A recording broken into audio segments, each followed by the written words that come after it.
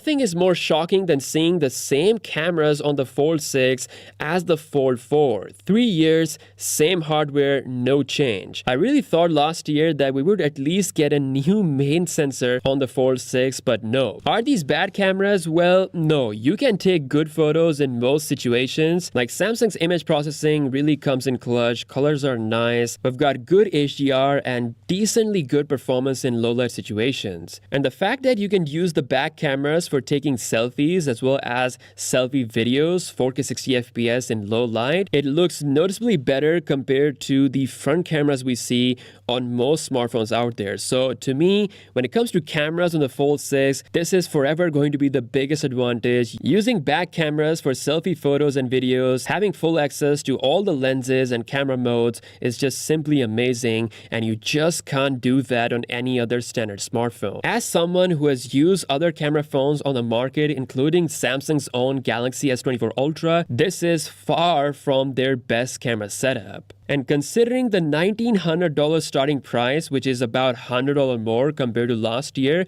with no camera change, honestly, you don't deserve this camera at this price point. I wish we had at least a 5x zoom upgrade from the S24 Ultra on the Fold 6 or maybe an improved ultra-wide-angle sensor, but nope, it's still the same hardware as the Fold 5 and the Fold 4. Just imagine if this phone had the same camera setup as the S24 Ultra. So many, and I mean so many people I know personally would use this as their main device, including myself. You really see some noticeable differences in camera quality when in low light situation compared to, let's say, iPhone 15 Pro Max. So definitely this is not the best camera that you deserve at this price.